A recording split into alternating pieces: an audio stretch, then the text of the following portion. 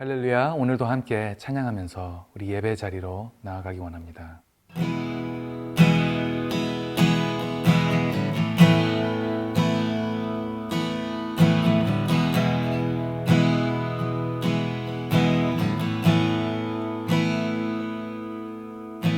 마음 이상한 자를 고치시는 주님, 하늘의 아버지 날 주관하소서.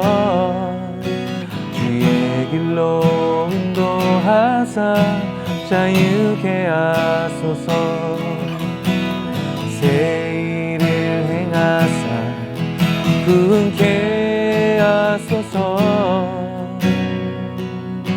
의에 줄이고 목이 마르니 성령의 길을 부으소서.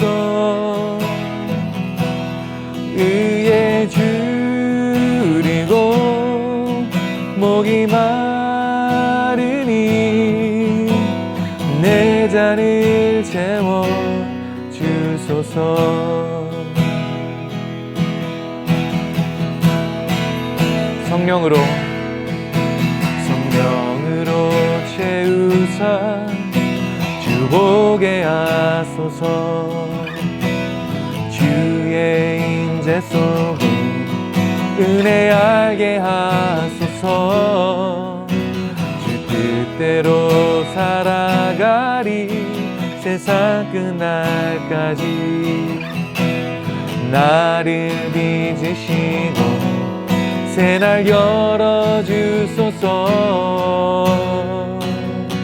의에 줄이고 목이 마르니 성령의 길을 부으소서. 의에 줄이고 목이 마르니 내 잔을 채워 주소서. 의에 줄이고 목이 마르니 성령의 길을 부으소서. 의에 줄이고 목이 마르니 내 잔을 채워 주소서. 내 잔을 채워 주소서. 내 잔을 채워 주소서.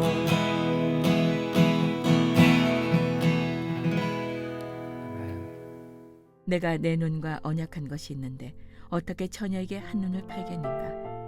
그리한다면 위에 계신 하나님께 무슨 몫을 받으며 높은 곳에 계시는 전능하신 분께 무슨 기업을 받겠는가? 불의한 사람에게는 파멸이, 악한 일을 저지른 사람에게는 재앙이 닥치지 않겠는가? 그분이 내 길을 보시고 내 발걸음을 다 세지 않으시는가? 내가 잘못된 길로 갔거나 내 발이 속이는 데 빨랐는가? 그랬다면 내가 공평한 저울에 달려서 하나님께서 나의 흠없음을 알게 되시기를 바란다. 내 발걸음이 바른 길에서 벗어났거나 내 마음이 내 눈이 바라는 대로 이끌렸거나 내 손에 어떠한 오점이라도 묻어있다면 내가 심은 것을 다른 사람이 먹어도 좋고 심지어는 내 곡식들이 뿌리째 뽑혀도 좋을 것이다. 내 마음이 여자의 유혹에 빠져 내 이웃집 문 앞을 기웃거리기라도 했다면 내 아내가 다른 남자의 곡식을 갈아주고 다른 남자가 그와 누워도 좋을 것이다. 이런 것은 극악무도한 죄요 심판받아 마땅할 죄일 것이다. 이런 것은 멸망하기까지 태우는 불이니 나의 모든 소출을 뿌리째 뽑아냈을 것이다. 내 남종이나 여종이 나에 대해 원망했을 때 내가 그들의 말을 무시해버렸다면 하나님께서 일어나실 때 내가 어떻게 하겠는가? 내게 찾아와 물으실 때 내가 어떻게 대답하겠는가? 나를 모태에서 지으신 분이 그들도 짓지 않으셨는가? 우리 모두를 모태에서 지으신 분이 같은 분이 아니신가? 내가 가난한 사람의 소원을 들어주지 않았거나 과부의 눈으로 실망케 했던가? 나만 혼자 내 몫을 먹고 고아들과 나누어 먹지 않았던가? 실상은 내가 젊을 때부터 아버지처럼 고아를 키워주었고 나면서부터 과부를 돌봐 주었다. 내가 옷이 없어 죽어가는 사람이나 덮을 것이 없는 궁핍한 사람을 보고도 내 양털 이불로 그를 따뜻하게 해주어서 그들이 진실로 나를 축복하지 않았던가? 내가 성문에서 나를 도와줄 사람이 있는 것을 보고 내 손을 들어 고아를 쳤다면 내 팔이 어깨에서 떨어져 나가고 내 팔의 관절이 부러져도 좋다. 나는 하나님의 재앙이 두렵고 그분의 위엄 때문에도 그런 짓은 하지 못한다. 할렐루야. 말씀으로 새로운 하루를 시작하시는 사랑하는 여러분, 주님의 이름으로 환영하고 축복합니다. 저를 따라해 보시겠습니다. 기도하면 행복합니다. 예배자의 삶이 동반된 진실한 맹세라는 제목으로 하나님 말씀 전합니다. 방금 읽은 본문의 내용이 무엇입니까? 욥기 25장 빌닷의 짧은 발언에 대한 욥의 긴 답변이 욥기 26장부터 31장까지 이어지는데요. 오늘 본문은 그 마지막 31장입니다. 욥기 31장은 욥기 3장부터 이어져 온 욥과 그의 친구들인 엘리바스, 빌닷, 소발과의 3번에 걸친 긴긴 논쟁의 종결부입니다. 31장을 끝으로 욥의 세 친구들과의 대화가 마무리되고 32장부터 엘리후가 새롭게 등장하죠. 따라서 31장은 욥기 전반부를 마무리하는 역할을 합니다. 마치 법정에서 자신이 무죄임을 증명하는 최후 진술과도 같은 비장함이 느껴집니다. 흔히 재판 말미에 피고인 마지막으로 하실 말씀 있으시면 하시죠 라는 제안과 함께 이루어지는 최후 진술에는 몇 가지 유형이 있답니다. 첫 번째는 자신의 잘못을 인정하고 반성함으로 선처를 구하는 것입니다. 다시는 이런 일이 없도록 하겠습니다. 선처해 달라는 것이죠. 둘째는 자신의 억울함을 호소하는 경우입니다. 자신이 비록 법은 어겼지만 피치 못할 사정이 있었음을 피력합니다. 셋째는 침묵으로 일관하는 경우입니다. 달리 더 할 말이 없습니다며 모든 결정을 판사에게 맡기는 것이죠. 네 번째는 최종 선고를 연기해 달라는 요청입니다. 집에 연로하신 홀어머니가 있습니다. 혹은 아이들을 돌봐줄 사람이 없습니다. 제발 맡길 곳을 찾을 때까지만이라도 라며 말미를 구하는 경우입니다. 이 가운데 가장 빈번한 최후 진술 유형은 어떤 것일까요? 판결 선고를 미루어 달라는 요청이랍니다. 사랑하는 여러분, 오늘 본문의 욥의 최종 진술의 형태는 무엇입니까? 그 내용은 주로 욥의 맹세 선언의 형태로 구성되어져 있습니다. 오늘날 법치주의의 근간이라고 한다면 반드시 법이 명시하고 있는 만큼의 형벌이 주어져야 한다는 죄형 법정주의, 오직 증거에 의해서만 재판해야 한다는 증거 재판주의, 그리고 죄가 확정되기 전까지는 죄인으로 보아서는 안 된다는 무죄 추정의 원칙을 들 수 있을 것입니다. 하지만 고대에는 팽팽한 대립의 그 진실 공방 속에서 어떠한 접점도 찾지 못할 때 자신에게 저주를 선언하는 맹세를 통해서 스스로의 진실을 호소해 왔습니다. 31장의 욥의 맹세는 이 같은 맥락에서 이해할 수 있는 것이죠. 내가 내 눈과 언약한 것이 있는데 어떻게 처녀에게 한눈을 팔겠는가? 그리한다면 위에 계신 하나님께 무슨 몫을 받으며 높은 곳에 계시는 전능하신 분께 무슨 기업을 받겠는가? 불의한 사람에게는 파멸이, 악한 일을 저지른 사람에게는 재앙이 닥치지 않겠는가? 그분이 내 길을 보시고 내 발걸음을 다 세지 않으시는가? 내가 잘못된 길로 갔거나 내 발이 속이는 데 빨랐는가? 그랬다면 내가 공평한 저울에 달려서 하나님께서 나의 흠없음을 알게 되시기를 바란다. 내 발걸음이 바른 길에서 벗어났거나 내 마음이 내 눈이 바라는 대로 이끌렸거나 내 손에 어떠한 오점이라도 묻어있다면 내가 심은 것을 다른 사람이 먹어도 좋고 심지어는 내 곡식들이 뿌리째 뽑혀도 좋을 것이다. 내 마음이 여자의 유혹에 빠져 내 이웃집 문 앞을 기웃거리기라도 했다면 내 아내가 다른 남자의 곡식을 갈아주고 다른 남자가 그와 누워도 좋을 것이다. 이런 것은 극악무도한 죄요 심판받아 마땅할 죄일 것이다. 이런 것은 멸망하기까지 태우는 불이니 나의 모든 소출을 뿌리째 뽑아냈을 것이다. 29장에서 욥은 지난날 하나님께서 베풀어 주신 은총을 노래합니다. 하지만 30장은 고난 가운데 있는 자신의 비참한 현실을 탄식하죠. 그리고 31장에서 욥은 맹세 형식을 통해서 지금 겪고 있는 고난의 부당함을 알리고 자신의 결백함을 소리 높입니다. 불의한 사람에게는 파멸이, 행악한 사람들에게는 재앙이 닥치겠지만 나는 결코 그런 일을 하지 않았노라 고백합니다. 결탄고 나는 한눈 팔지 않았으며 잘못된 길로 가지 않았다. 이를 하나님께서 더 잘 아신다 부르짖으며 저울에 달아서 나의 흠없음을 확인해 보시라 제안합니다. 사랑하는 여러분, 이러한 욥의 발언이 어떠합니까? 어찌 생각해보면 불편한 마음으로 네가 그렇게 대단해? 네가 그렇게 잘났어? 라고 반문하고 싶을 수도 있습니다. 하지만 이는 단순히 욥의 자기 자랑이 아닙니다. 우리의 의로운 재판장이신 하나님을 간곡히 호출하는 것이며 주님의 임재에 대한 깊은 갈망과 요청인 것이죠. 오직 여호와 하나님의 그 신원하심만이 자신의 유일한 소망임을 강조하는 것입니다. 11월 추천도서로 소개해드린 내 인생의 한 구절은 여러 저자들의 글을 모은 책입니다. 글의 내용은 책의 제목처럼 삶의 가장 중요한 순간, 그들의 인생을 붙들었던 하나님의 말씀 한 구절에 대한 강렬한 경험을, 그 체험을 고백하는 간증집입니다.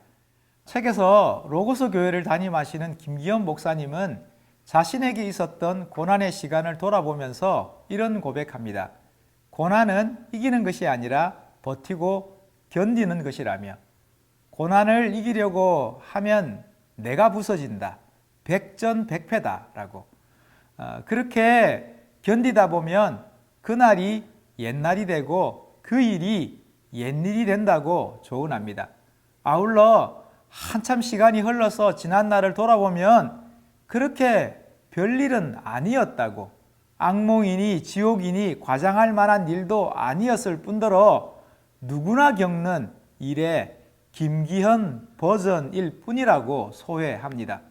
그러면서 사역의 현장 속에서 자신의 정체성마저 잃어가며 심리적 방어선이 허물어지는 위기의 순간, 이제 자신에게 남은 것은 이 세상에서 스스로를 지우는 일밖에 없다고 생각하던 바로 그때 그를 살린 말씀은 마가복음 1장 11절 말씀이었답니다. 너는 내 사랑하는 아들이라 내가 너를 기뻐하노라. 이 말씀을 묵상하는데 이러한 하나님의 감동과 울림이 있더랍니다. 기현아, 너는 힘든데 나는 웃어서 미안하다. 그러나 언젠가는 반드시 너도 기뻐할 날 올 거다. 웃을 거야. 내가 그렇게 할 거란다. 내 사랑하는 아들아. 그러면서 김기현 목사님은 이렇게 고백합니다. 나는 버텼고 말씀이 이겼다. 단번에 한 번에 승리한 것은 분명 아니지만 그 말씀이 나를 장악했고 지배했다. 그랬다. 하나님의 소리가 이겼다. 하나님의 말씀은 살아있다. 그리고 나는 살았다. 사랑하는 여러분, 이처럼 나를 향한 하나님의 말씀을 듣는다는 것은 곧 나를 위한 하나님의 신원하심입니다. 오직 하나님의 말씀만이 우리를 살게 합니다. 아무리 짧은 한 문장, 한 구절, 한 말씀이라도 여호와 하나님의 말씀은 우리를 살립니다. 지금 욥의 마지막 진술은 오직 하나님의 개입을 촉구하는 것이며 하나님의 임재를 간구하는 것입니다. 주여, 나를 당신의 저울에 달아 보시옵소서 라며 자신의 전 존재를 하나님께 의탁하고 있는 것이죠. 특별히 이러한 욥의 간절한 바람은 맹세의 조건들을 통해서 표현되는데요. 만약 내 발이, 내 마음이, 내 눈이, 내 손이 잘못을 범하였다면, 또한 만일 내 마음이 여자의 유혹에 빠져서 이웃집 문 앞을 기웃거리기라도 했다면, 이러한 조건들은 욥의 완전함을 변호하고 내세우는데 그 목적이 있기보다 하나님을 만나고 그분의 임재를 경험하기에 준비된 상황임을 강조하는 것입니다. 이처럼 끊임없이 욥은 하나님을 희구하며 갈망하며 그의 전 존재로 하나님을 향하여 나아가고 있음을 표현하는 것이죠. 왜냐하면 인생의 답은 오직 하나님께 있기 때문입니다. 사랑하는 여러분, 우리의 갈망과 소망은 오직 주님이십니다. 그러니 시편의 고백처럼 하나님이여 사슴이 시냇물을 찾기에 갈급한 같이 내 영혼이 주를 찾기에 갈급하나이다.